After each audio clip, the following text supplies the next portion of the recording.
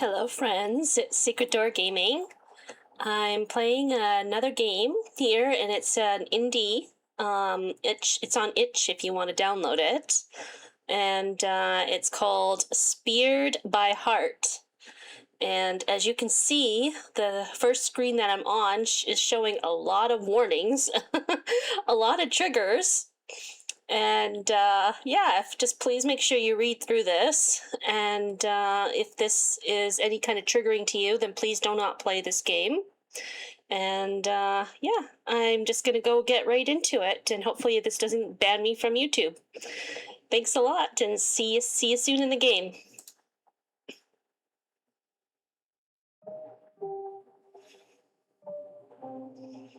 Let's just check the options right now. I always like to turn down the volume a bit, music volume. Oh, and just to let you know, this game is based upon a princess, and it's got Yandere, and she is being rescued by a Yandere knight. As you can see, he's kind of bloody. So, yeah, it's hopefully going to be quite entertaining and not too risque. So we'll just see how it goes. If it gets too much, then I'm going to have to stop, unfortunately, as I do not want to get myself banned from YouTube. Chapter 1.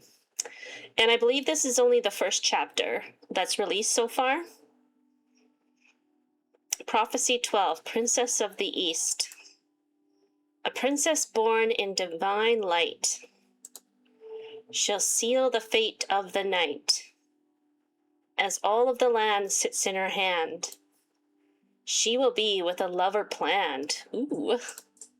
A forced marriage with a prince in heart, not a prince born in scars. Princess? Princess?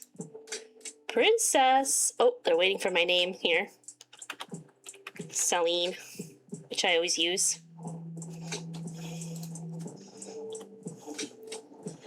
Celine, right. Princess Celine of the Dahlia Kingdom. That's me. Am I under that much stress I almost forgot my own name? You shudder. The thought of not remembering who you are is horrible. Even if you did somehow forget, there was always something to remind you. The prophecy. It defined your existence, controlled your future. The kingdom won't let you be a person if its outcome holds true. Marrying a prince of any kind would surely seal your fate for good. And that's exactly the hell you ran from. You had to give up everything, your royal duties, the castle, your family, all to be yourself and have a choice in this world. Okay, so I guess you ran away from this arranged marriage. On your birthday, too, it was nothing but cruel. The Prince of Ethereal, you could have loved him. He was so kind as a kid. But he changed. I'm not marrying that. There was nothing kind left of him last I saw him. Left of Damien. Don't speak his name, please. Current me. I need to focus on remembering everything. After you refused the prophecy and to marry him, he waged war against you and your family. Oh dear. If you didn't go willingly, the prophecy wouldn't uphold. Terrors unknown to man would impose upon the land, decimating it. Ooh, geez, you're kind of selfish, actually. One life for the lives of probably thousands or hundreds, or maybe hundreds, maybe, because it's medieval times, but still. So you would literally, just because you won't marry this man, then you're going to sacrifice the entire kingdom. I don't know if I really like this princess now. You know your choice was selfish, but you didn't care. Ugh. You wanted to finally have a choice. I don't know. So you're going to run away and let the whole kingdom go to rot. Lie flat. Let the kingdom go to rot. Your choice was to go down with a fight. Except you didn't. Ugh, it haunts me still. I'll never forgive myself, so leave me alone. You shook your head. It wasn't worth thinking about anymore. All you needed to focus on was the present. I'm safe for now. I have work to do in a small town that keeps me busy. Plus, no one knows I'm the princess here. At least I hope. Surely if someone knew, they would have already said something, right? Anyways, the town. After escaping, you found a small town. Or so you thought. They were a rebellion in disguise, fighting against the war. They gathered anyone and everyone who was willing to fight, including informants from inside the castle. Sorry for if you hear the dog outside barking. Someone's walking their dog and it's like, it always barks around this time. Some of them served under Damien himself. Oh, so is Damien the bad guy? It was only a whisper, though. No one actually disclosed any of that information. Figures, and you didn't recognize anyone from your time inside the castle either. They found you in the forest and let you stay. You helped out by collecting herbs for the healers and offering your fighting power in the group of warriors. Oh, so you're a fighting princess. You didn't have much to fight with besides a curved sword, your saber, but it did good enough. Currently, you spar and practice with one of the 3 elites. The warrior is regarded as the best of the best, capable of taking down anyone. Yeah, Clyde. Okay, well maybe he's the guy, or who knows. Let's just see as it goes along.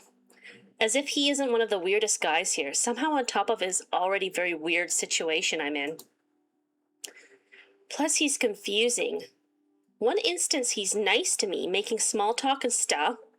Then the next he's unreadable, distant, rude, sarcastic, you name it. I mean, seriously, what is up with him? That's how he is, I guess. He's still definitely weird. Here I am thinking about him, though. Even though he's strange, I can't help but to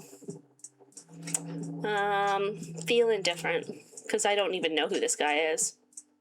You agree with your thoughts. He is too weird for you, at least with the parts of him you see. I need to keep my distance from him, which is more than difficult considering I practice with him almost every day. At least your time here was well spent. Peaceful, too. You still had to remember their goals. You had to remember that staying here forever wouldn't be possible.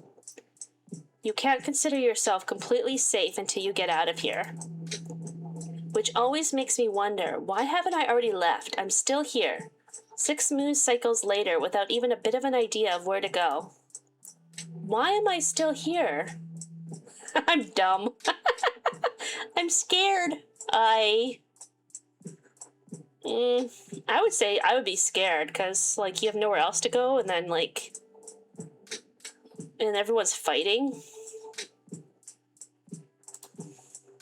Mind you, I think she's probably dumb. Of course I'm scared. Who wouldn't be? Maybe instead of thinking of why, I should think about getting the hell out of this town. Rooting a planned escape would be hard. There is another town or kingdom anywhere nearby, unless I try to go up north into the cold mountains. That sounds cold. Nothing about that idea seems appealing, and I know nothing about that kingdom. Let's keep that one for later. I could try to stall out in the forest nearby. Ugh, no. There's so many animals around here. Nothing sounds like a good idea, and you remind yourself why you didn't have a plan yet. Everything seems impossible. Thinking this much hurt your head, so you forced yourself to stop daydreaming and focus on whatever you're doing. Celine, you try to remember, what are you doing again? Oh my god, are you a clueless princess too? Celine, maybe you're cleaning up your bed or something, or working on... Celine!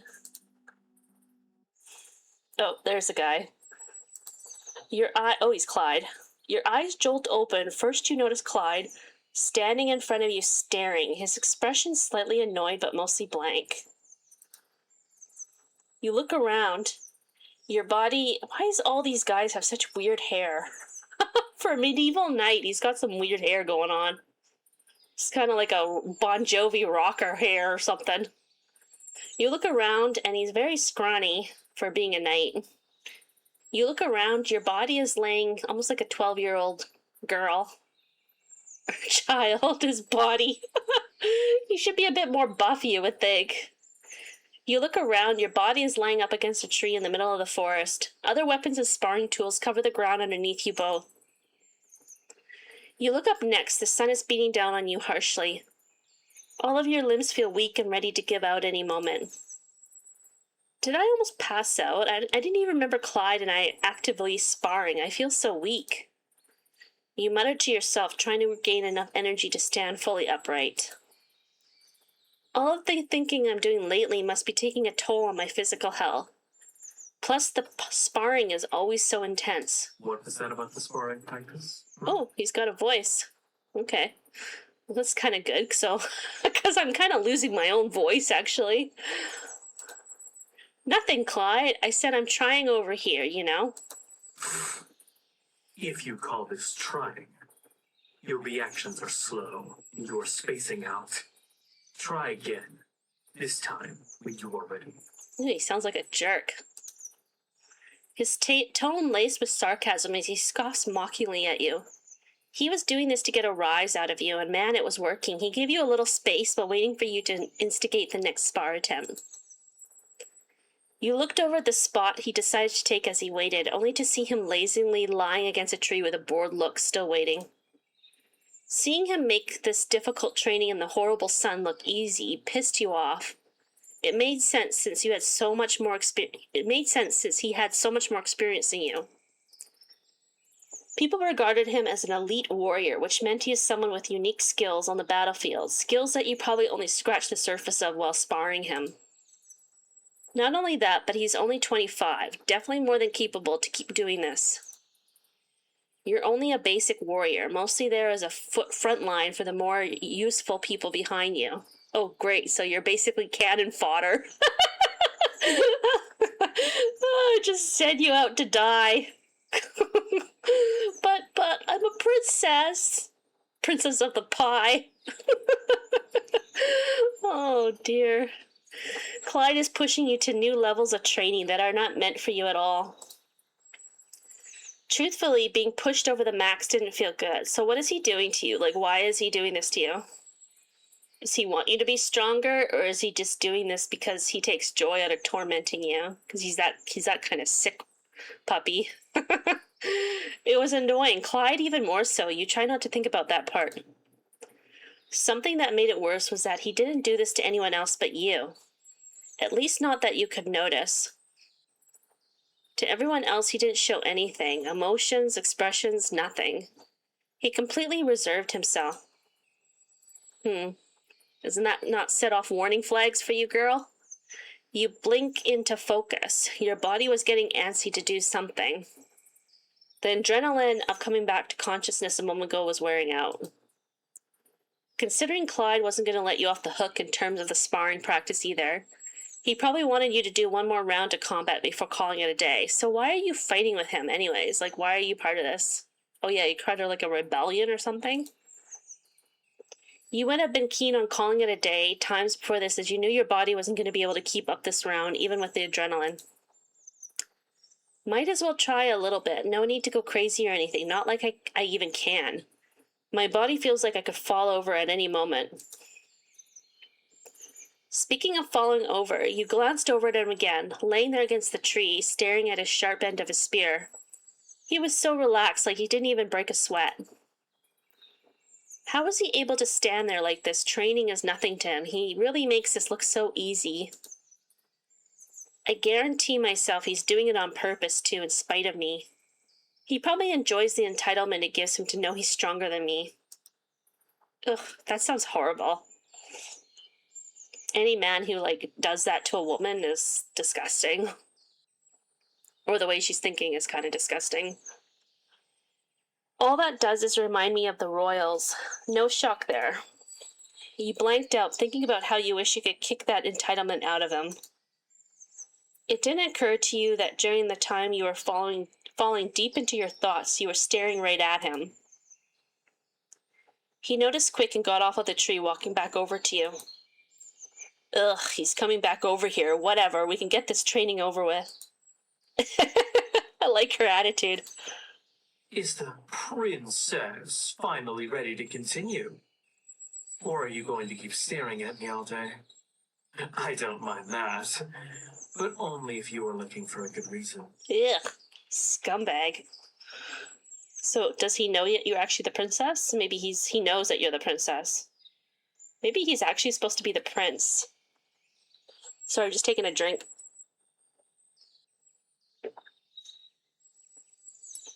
Need some water to wash. Water for the whistle. Oh, is that even a word? I don't even know. Or a term. My voice is starting to go, I think.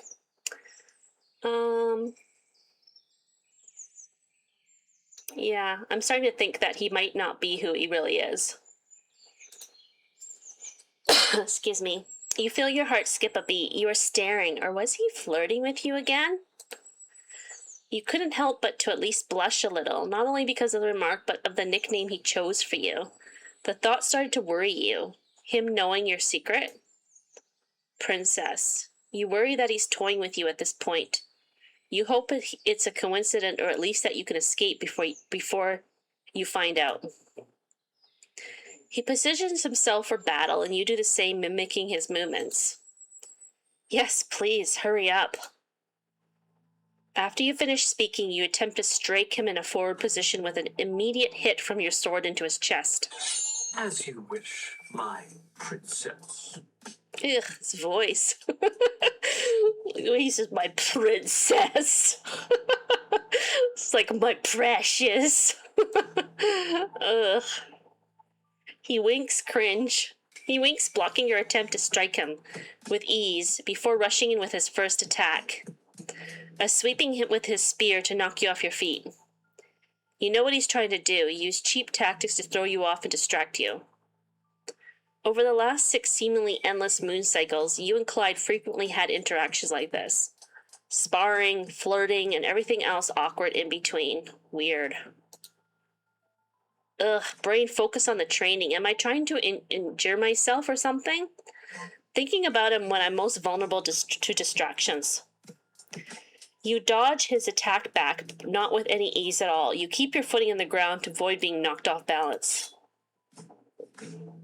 You try to strike him back again, this time from the left, but he dodges it on the right without any care in the world. Like to take that smug smile off his face. For his next attack, he came straight on, testing to see if you were still prepared after attacking again. You were, and you held your block up to make sure his attack wasn't going to hit you. Both of your weapons collide, making an intense sound that reverbed through the forest. Even though you blocked it, it still took a lot out of you. You felt that you were running out of strength and energy fast. You should realize that you are a woman still, like... Stay up. Your defense is wavering. Unless that's what you want. Not that women are weak or anything, but he does have the advantage. No, obviously not. I'm tired, God. Do you even get tired at all? He shrugged, not giving the conversation another thought before hitting you again with a simple attack to break your defensive form. It obviously worked, sending you staggering back a little bit. You should just back down at this point. Just, girl, walk away. Say, time for a break. Lunch break. You could feel it. The next stagger was going to send you down. You had to play more carefully to try to end this before you actually got knocked down. Of course, as you say that, you ready another attack that he not only dodges, but makes it incredibly obvious he is doing it so. Still, even through your attack was going to miss, he chooses to jump in the way and block it. As he held your block, he pushed you back hard. The final stagger to send you barreling backwards. Before you had any time to think about recovering your balance, your head hit a tree. Oh no. Poop. You felt your back slam into the tree behind you. What is he trying to kill you? Rendering you winded and in pain. All you could do is to stay conscious was hold on tight to your sword, pointed outward in front of you. The impact of the blow forced your eyes shut, and at this point you were scared to reopen them. The only noise you could make out was a lot of heavy breathing and the ambience of nature. Slowly and cautiously, you opened your eyes to assess the damage. Wow, he's a jerk. He would actually recklessly hurt you. Clyde? Or maybe he is concerned. Ugh, why does he gotta love little hearts around him? I do kind of like the animation. It's kind of cute. Clyde was so close to you that you could barely see anything else but him. How embarrassing. Oh dear, look at his eyes. A hit that you thought you were going to take was avoided, though, as you notice he instead ended up stabbing his spear into the tree behind you, right next to your head. You were surely grateful of that, but still confused why he attacked you the way he did. Okay, why would he shove his spear into the tree? He could have done anything else to win the fight and to not have ended up in this position. So close to him, he still wasn't moving or letting you go either. I guess he didn't pick up on this awkward situation yet. Is he going to say I'm sorry? Especially since it's been way after the fight was already won in his favor. The whole situation was scrambling your brain, especially after the hard impact to your head against the tree.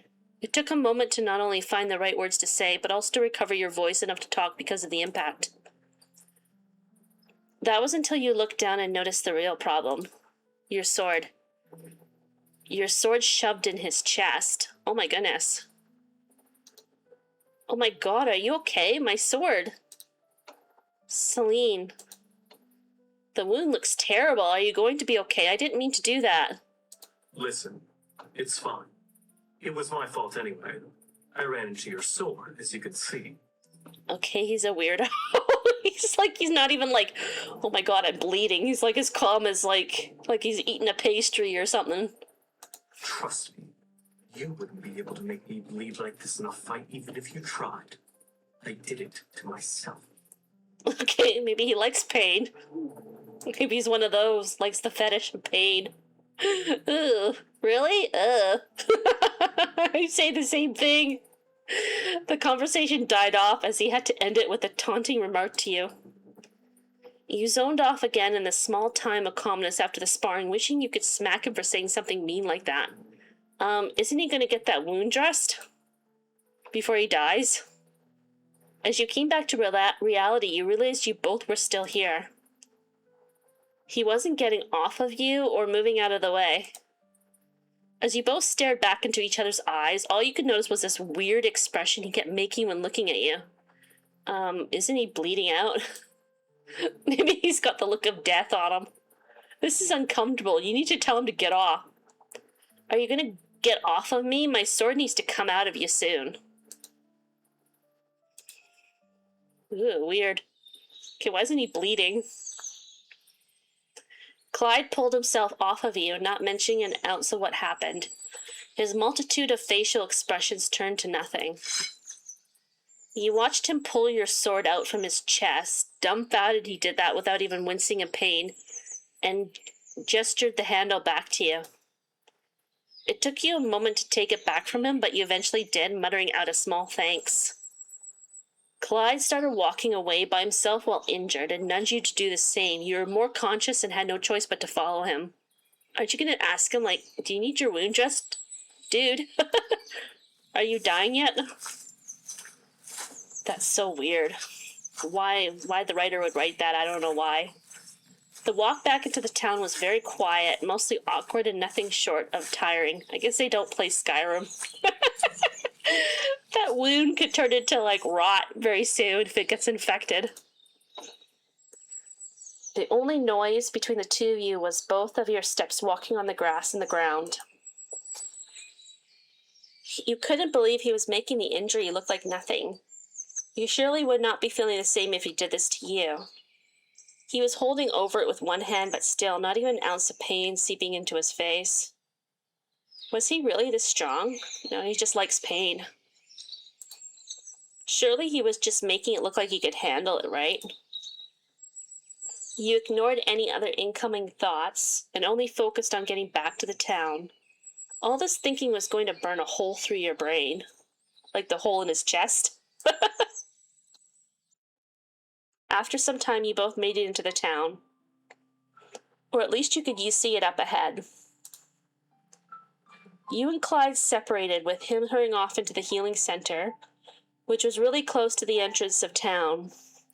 Lucky for him, he didn't even say goodbye, though, or anything. You brushed it off, remembering you had the rest of the day to yourself. You always did on sparring days. You deserved it, too. The sparring was enough to make you want to fall over and sleep for days on end. As much as you wanted to go do something else productive, like try and find the best escape route, your body heavily disagreed. Pushing yourself too far and causing any kind of injury would definitely hinder an escape attempt in the future. So where to go to relax? Should I go to the barracks to check on Clyde? Or the library? I'll probably meet another character there. I'm gonna go to the barracks for this time. I can head to the barracks and end my day early. Oh, maybe that's where she sleeps. Maybe take a nap until the rest of the hunters come back to disturb it as always. It should be pretty peaceful and empty in the barracks. Everyone is usually out on days like these, either gathering intel or food. Both would be nice to have right about now. You remember that you had to pass by the healing center to get to your desired location. You saw Clyde head into the building earlier and didn't notice him come out yet. Surely someone like him wouldn't be hurt that bad by an injury like that, right? Are you serious? You shoved your sword right in his chest. Or he went right onto your sword. Then again, if it's him we are talking about. You shrug off that he's fine and try to walk past. Unfortunately, your ears caught both Clyde and someone else arguing and yelling at each other, pretty intensely too. You managed to pick up on that they were arguing about his injuries. You almost felt responsible for the arguing and thought about going in there. Going in is probably not a good idea. I don't really want to draw more attention to myself. At least not more than Clyde already gives me.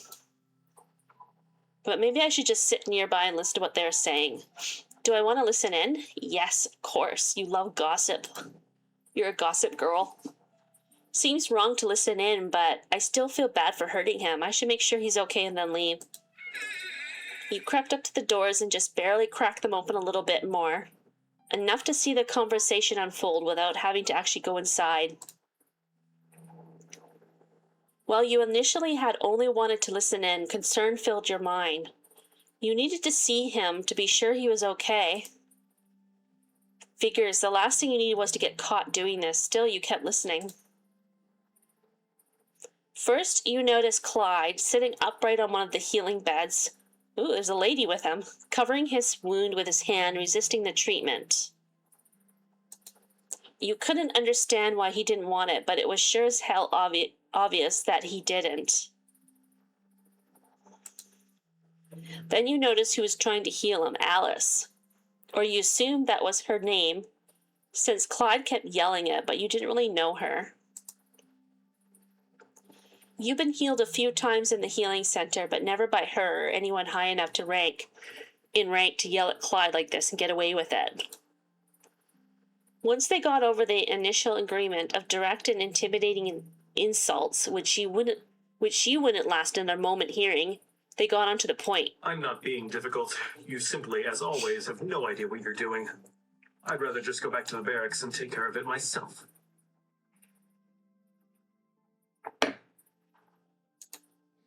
You are so stubborn as to insult me.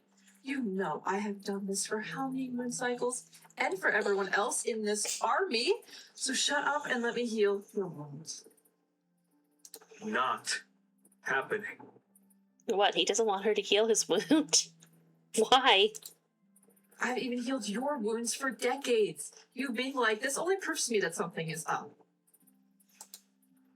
So what's been going on with you recently? It's nothing, Alice. I'm fine. Really? I'm supposed to believe this switch up in your personality over the last few moon cycles was for nothing? I said I'm fine. Drop the subject now. She's dressed kind of like a barmaid than a healer. A little seductive, aren't you? Bar wench. Wow, even though you could barely see in the room, Clyde looked pissed. If Alice didn't stop talking, he looked like he could kill her. Ugh. And over what exactly? You were missing so much context on the backstory of them. What do you want me to do with you then? How did you even get injured?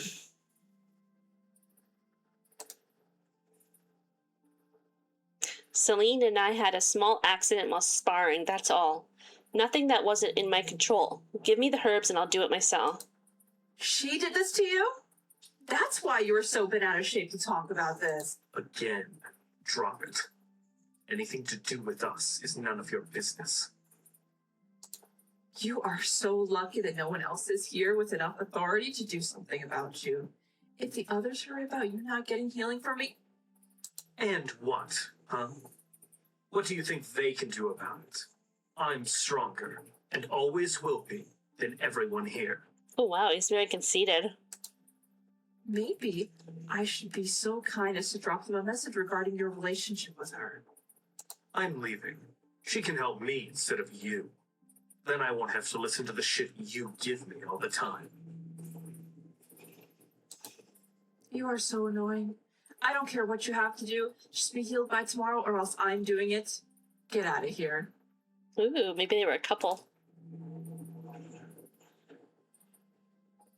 Ooh, I kind of like her outfit now that I'm looking at it. Except it is a little bit seductive. Clyde didn't say anything back. He only gave a small in reply and grabbed something from Alice before heading for the door. The door you were, watching from. Clyde is getting up and leaving. I have to get out of here. You got up gently, yet as fast as possible to make as much distance as possible. Listening into their conversation was bad enough, but getting caught for it would be even worse. You were able to speed walk a good distance away from the healing center. Taking a deep breath, you felt the anxiety of getting caught dissipated. You thought about what Clyde had said, though. Did he really think you could help him? Surely he wasn't going to ask you to help heal him. Oh, God. You kept walking. No, girl, start running. Run! To the next bar. Get yourself a big jug of mead. That was until the loud footstep behind you made the hair on the back of your neck stand up. Hell, that's him, isn't it? Trying to catch up to me. Maybe if I just don't turn around. Just ignore him.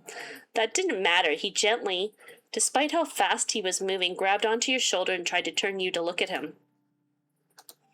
You did turn around, but couldn't help but to jump in the process. Geez, Clyde, you scared me. What? Now's the moment of truth. Would he really ask you to heal him? I've seen you practice healing before. Come back to my barracks and heal me. Oh, so now I'm just your bar wench? You can just tell me what to do? Okay, lady, put some salve on me, some medication on me. You heal me now, you wench. Oh, dear. As you should anyway. You were the one who injured me. Princess. Oh my God, he just wants me to touch him, that's why. Creepy cringe. God, he was seriously asking you, insulting you in the same statement. Crazy. What? I can't do any healing good enough to help you. And how would you know? Plus, you ran into my sword. I watched you at the campsite when you first got here. You were messing around with healing herbs, writing stuff down in a notebook. At least try something. At least try something. Okay, I'll blow you up or something. I'll experiment on you. You'll be my toad or my frog. I will dissect you. The night I first got here.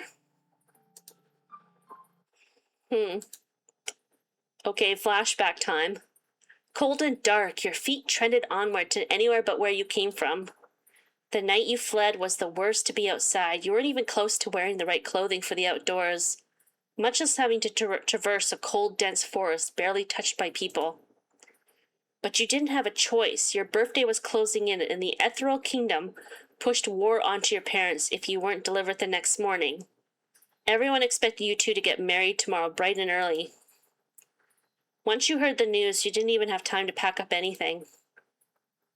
The only thing you left with was your sword and notebook.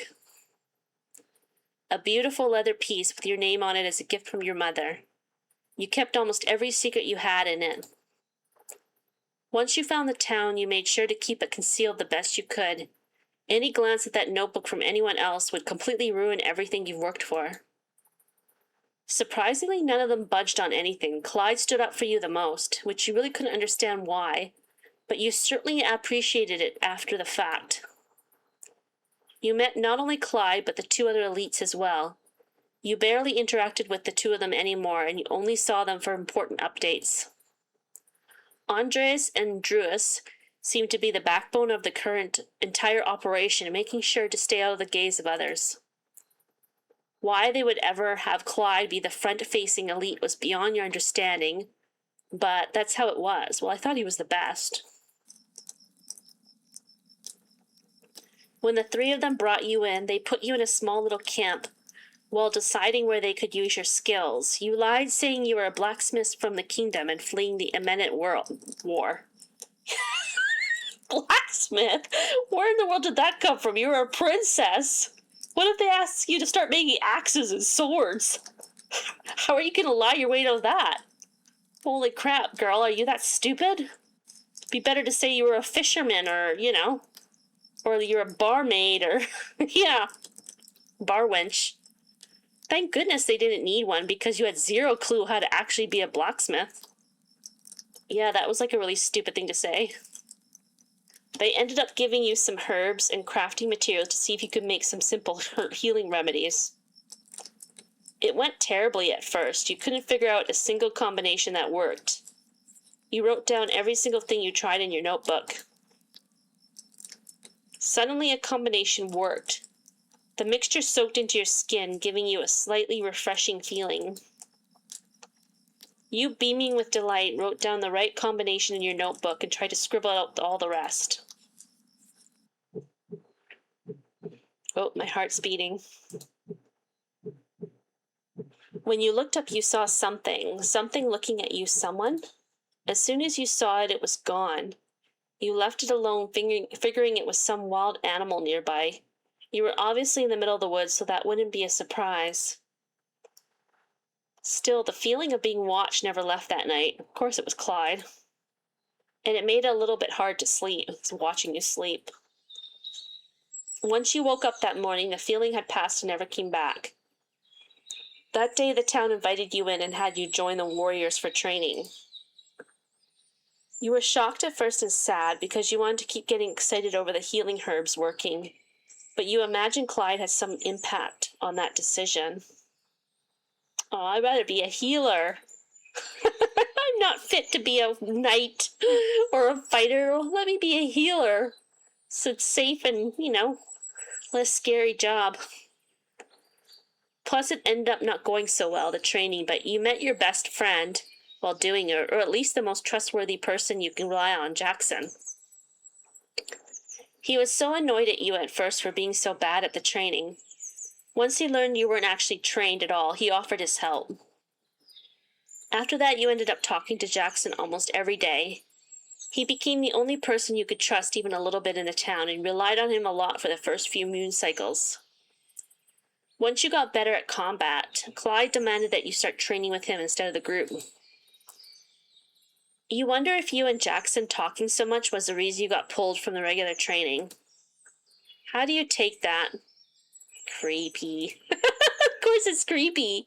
Yeah, thinking back on that makes me realize how strange that was of him to do.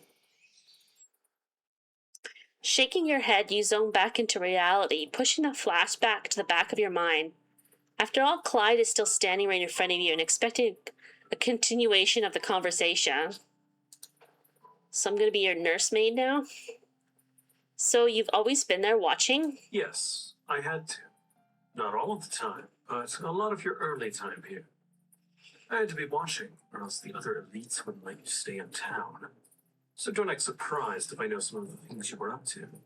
What? Why would they let me stay in town? Isn't town like a free place to stay? Not only all of that, I also had to report back that you weren't doing anything suspicious. Unfortunately, they assumed the worst of you. Because of my good word, they don't feel that way anymore. Oh my god, he's now like condescending and conceited. He's also arrogant. Ugh. I mean, thanks, Barf. I guess I can understand their distrust, but that seems a bit much. Thanks for voting for me otherwise. I'm glad they don't feel that way anymore. Clyde has been there how many times, and you almost never noticed a single one? You were trained day in and out at the castle to detect when people were near you. It was one of the first things your mother taught you in order to avoid being assassinated or kidnapped. Oh. I guess you were a fighter. Hang on, folks. I just had to shut my window here.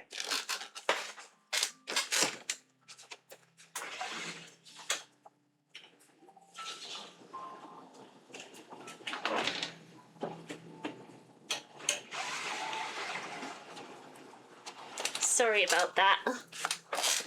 Somebody was making a lot of noise outside.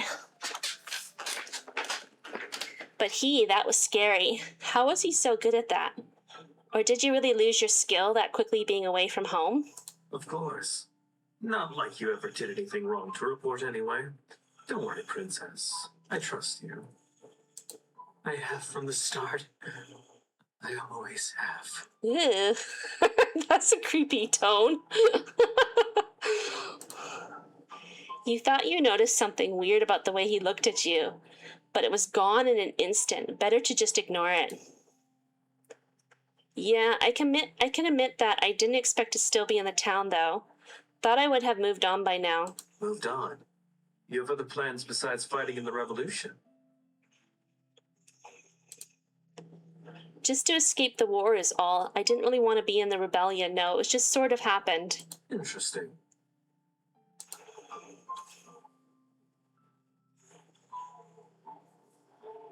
You and him both sat in awkward silence for a moment, and you so regret saying that. Thankfully, he interrupted the silence with, of course, a sarcastic remark. Back to the main topic, Princess. He probably knows you're the princess. That's why he keeps, like, you know, I don't know, keeps saying that. My injury. Can you heal me? Not feeling any better by the moment. Well, go back to the healer Alice and get your healing. No, because... Yeah, let's say no.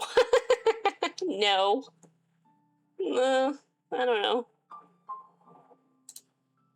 I really shouldn't. I don't even know where to begin on that kind of injury. The healing you saw me do was easy, basic stuff. My notes on all of my limited healing experiences in the library, too. You rubbed the back of your neck embarrassed, as you were supposed to remember the basics on hand. And felt like he was going to say something about it, not like this was a basic injury either. I was going over to the library anyway, so you could probably do it yourself and have a better result than if I did it. It's fine. Don't worry about it then. Good. Are you sure? I do feel guilty for injuring you. We never do that when we spar. Really, it's fine. I'll take care of it on my own. You should rest after our training today. I don't intend on being any nicer after this. What? You were nice? You don't seem like you're acting very nice. Ugh, I don't want to train with you anymore. You're too creepy. This training with you was supposed to be the nice version? He gave you a laugh before heading off to his room, covering over his injury with his hand. Your heart sank watching him leave, but there was nothing else to do. He said he would be fine and take care of it. With the conversation between Clyde and Alice still fresh in your mind, you continue on your way to finally relax somewhere. Decades. Are Clyde and Alice related or something? From the way they talk, they could be siblings. He didn't mention a sister, but he never talks about himself personally. You shrugged. You never talked to Alice at all, so finding the answer to this would require asking Clyde. He did not seem thrilled having to talk to her anyway, much less talking about her. You would get the answer later, if you even cared to get it at all. Moving on, you hoped for no more interruptions since you really had no desire to talk to more people. The town seemed really empty anyway, so you put your head down and started walking as fast as you could without hurting any additional parts of your body. Finally, you make it to the barracks and immediately find your spot in the midst of all the same exactly beds. You try to make your bed space little area a bit different to stand out. but there wasn't a whole lot of ways you could do that. Folding the bed sheets to a certain way was thankfully the most helpful thing you could do to stand out. It worked well enough for all things considered. The small space you had almost felt like it gave you a sense of privacy in this very unprivate life. You immediately walked over to your bed so you can take off your sword and placed it against the nightstand. What, do men and women sleep together? Feels better to have this off. Keeping it on only reminds me how dangerous the world is. Now I'm safe and alone for a little bit so I can sleep. Talking so much to other people every day made you wish you could sleep endlessly. You couldn't, of course, so you planned on a small nap. You carefully climbed onto bed, still in your sparring clothes, but at this point you didn't care. The exhaustion was hitting you like a wave the longer it took you to get into a comfortable position. Taking a deep breath, you finally found a perfect position and fell asleep.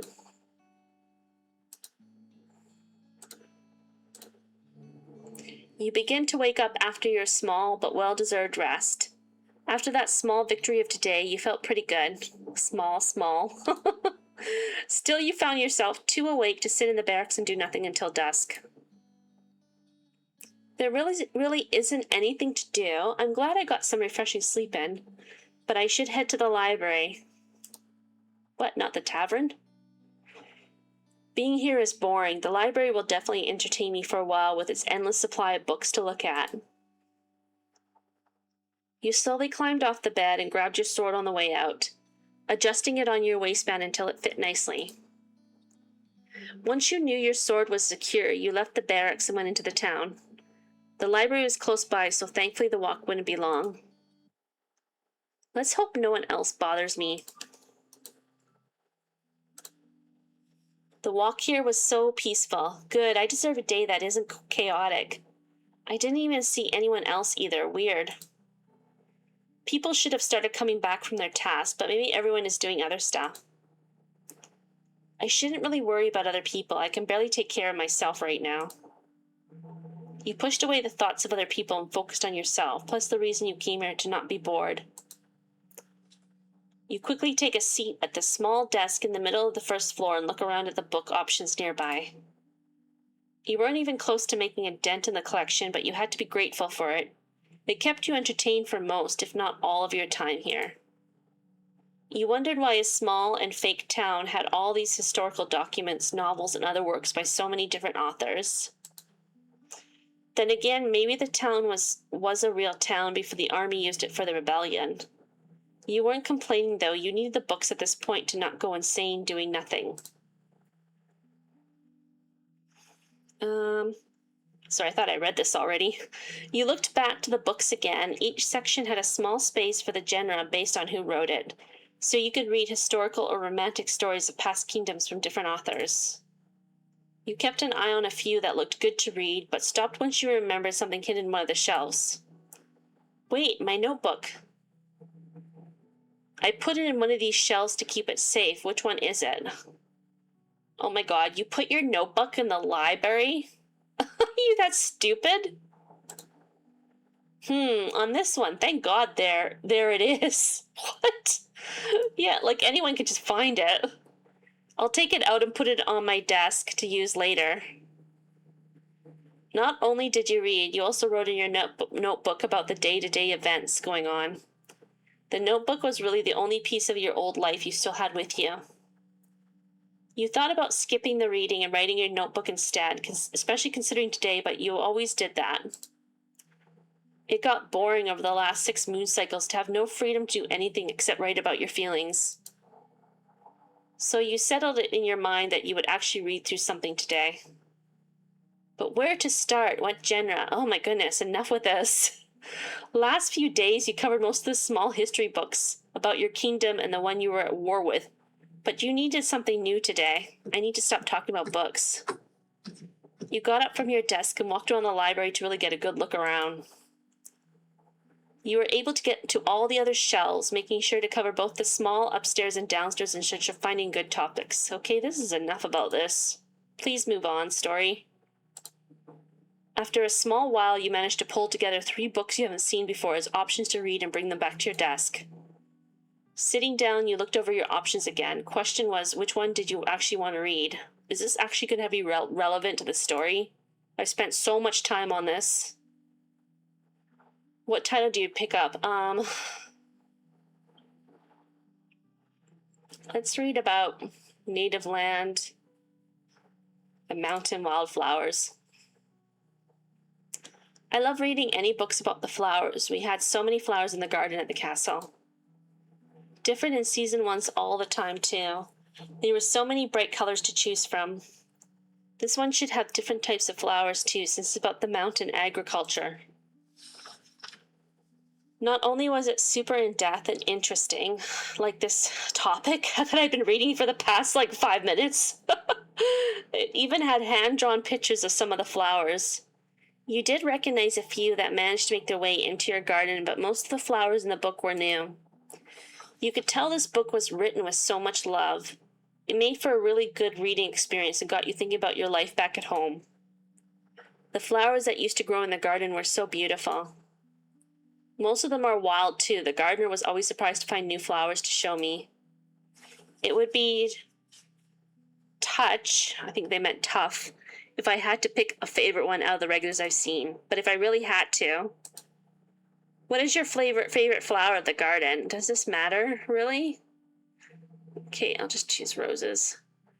Roses seem like the obvious best option here, especially red. The romance that comes with them, it would have been nice to be courted like that instead of the situation I'm in.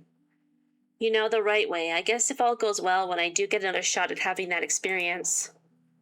You kept reading onward to other flowers and then ended up on topics about the soil, growing plants, and a landscape best suited for each. Does this have any relevancy to the story?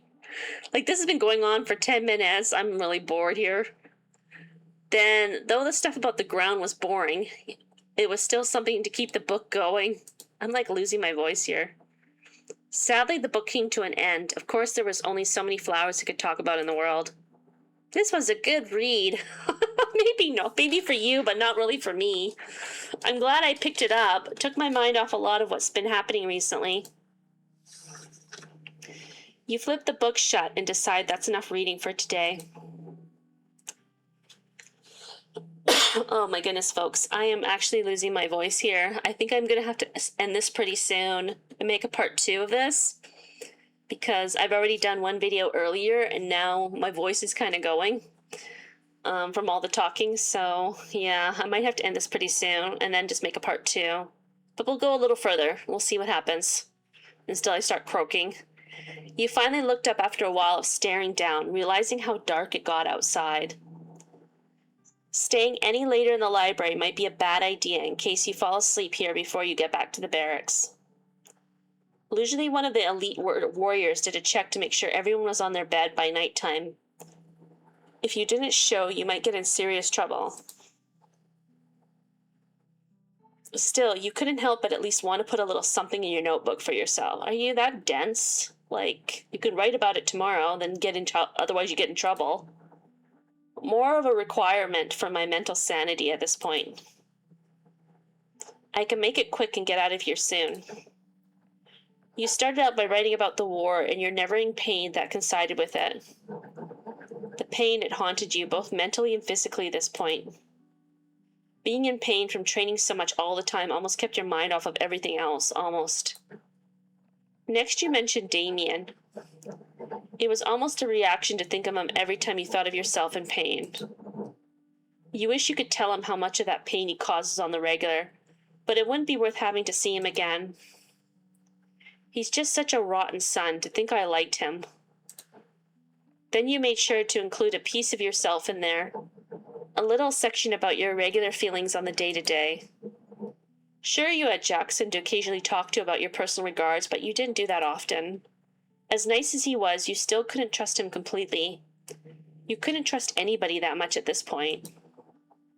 Finally, there was today, mostly Clyde of today, but still. You had to say something about him. His behavior today was completely out of the ordinary. But it was a nice change to his usual, or maybe it wasn't. Were you really trying to get attached to him or not? You were still trying to leave. Just decide, brain, good or bad. Celine, you better stop writing or you're gonna get in trouble. Do you mention Clyde in a good way? I don't know. Let's give him a little bit. Let's not all paint him black. Sure, why not? When he isn't being weird or out of the ordinary, okay, that was pretty often. When he's being nice, it's certainly appreciated. You basically wrote just that down and left it at that, no additional details required. There wasn't really anything else to say anyways. He was there, and that counted enough for a lot of things. He's probably watching you right now. He's gonna go and read your book like a little teenager. Read your diary. Though you did get a little carried away when writing the main section about him, that you ended up drawing a little doodle of him to the words. You thought it was cute, maybe even cuter than him in real life, but you were certainly no talented artist or anything. Oh my god, this is so cringy. As you continued on, you couldn't help but glance at it sometimes to keep you motivated. You're going to be in so much trouble, girl. Aside from the way you felt about him, you still did make sure to completely recount the day. From the incident this morning all the way up until now, the middle of the night. You made sure to cover almost everything in detail, as in the small chance that maybe you woke up with amnesia or something. At this point, nothing would surprise you. I like the narrative of this, but it is a little bit too wordy. It's getting too, descriptive, so, yeah. It's been good so far, though, but I find a little bit too much talking about stuff and drawing it out. The information about Clyde and the events of today took almost 2 whole pages right next to each other. On that note, you figured it was a perfect time to head to bed if you could. As you tried to get up from the desk, you could barely feel your legs. Oh my god. How long have I been sitting here? I need to get to bed. Trying to resist the feeling in your legs never made them feel any better. All you could focus on was the urge to sleep more and more, pushing you down to stay at the desk. Oh my goodness, you're an idiot. If I don't get up, I'm in so much trouble. You couldn't move anything? Are you that stupid? Oh my god. You're probably in your early 20s. Are you that, like what? Are you a 90-year-old woman? It didn't matter how much trouble you were going to be in. You couldn't move anything. Oh, please. Your legs felt like they didn't work. After a while, just get a hot poker from the fire and prick your legs. That'll get you moving. Your legs felt like they didn't work. After a while, you could only accept whatever the punishment would be. Your head collapsed over on the desk. Oh my goodness, you're such a stupid idiot. Why you would do this? You're gonna get, beat down. Leaving the notebook completely open to the last page you wrote. And then, of course, Clyde's gonna come in to read it. Oh, my brain. Oh my goodness. Dear Lord. Oh, stupidity of these protagonists are so unbearing. Your eyelids eventually became too much to bear to keep open, forcing you to sleep right there at the desk. Really? Are you serious? In the face of, harsh punishment and, being a laughing stock, you're just gonna, just give in to your fatigue and just lay on the desk there and get in the most serious trouble? When you could just take a hot poker from the fire behind you and poke your legs with it and get you moving? That'll wake you up. And why did you have to write in your notebook? You could have written it, tomorrow or the next day, Ugh, this woman. Stupid. Maybe she really is a pampered princess. She's a pretty stupid princess. Oh no, yeah, Clyde, of course, is going to read it. And he's going to get even more obsessed with you. More creepy. More cringy. Seems you fell asleep in here instead of coming back to the barracks like you were supposed to. Oh, are you going to be the one who punishes me? Oh. You scared me. I thought something happened to you. Making my brain fight for its life, trying to deny all these bad things I keep thinking that could have happened. Oh my goodness. You're way over obsessing. Instead, here you are. Sleep on a desk in a library. A little bookworm you are. Although this book looks handwritten. Are you writing this yourself? And of course he's going to read your book while you're just sleeping there, like snoring away, drooling at the mouth. That notebook. Is this the same one? Not to peek into your private business. But the page sitting open in front of me is too tempting. I'm sorry. Now he's gonna get even more obsessed over you. Make more cringe. My name is all over this page. Oh, he's getting more crazy. Crazy as a cucumber. Oh dear. You wrote about me. Oh no, now he's getting more like lecherous. To read all of it. What are you saying about me? I need to read all of it. What are you saying about me? All of this. Hold on. I have to. Ooh, he's getting off hot flushes or something. Hot flashes or whatever. I think. Wait. No, that's menopause, right? I don't know. I need to read the rest just to be sure. Oh, this is good. Actually, this is the best thing I've ever read in the whole story yet. This is the best. Oh God, I got the giggles. I can't believe anything I just read. Oh, look at how he's like drooling. love notes in his eyes. He's so like. So much of this page just doesn't stop talking about me. I'm so glad you think about me just as much as I do about you. Oh God, you deserve each other.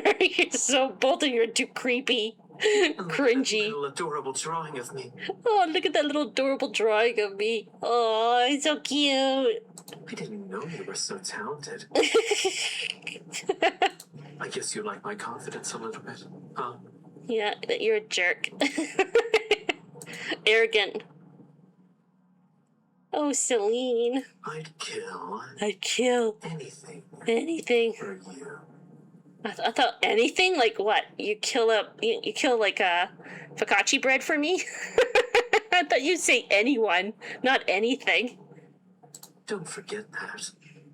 Alright, I'll hold you up to that, buddy. You'll kill my next ice cream next time I try to eat that, okay? Once this is Because over, I really don't eat ice cream. you'll be happier than you ever were before. Oh my goodness. You'll be happier than you ever were before. I'll guarantee that with my life. Alright, I'm gonna hold that to you, buddy. I want your life, too. Aww. Aww, that's a sweet little ending. I dedicated Speared by Heart to my 2 fur babies who recently passed away. Aww, that went too fast, that part.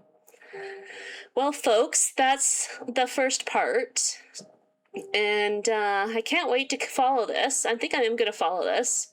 I like to read more about this. This is really good. I do like it. There's some parts that are a little bit too wordy and descriptive, like the library part. But otherwise, yeah, I'm really enjoying it. I do like it. I want to see how Clyde develops and what he turns into, supposedly a monster. But yeah. So if you like that, and please, I really appreciate it if you like my video, please hit that like button and subscribe to Secret Door Gaming for other videos coming up. Thanks again and have a good evening. Bye-bye.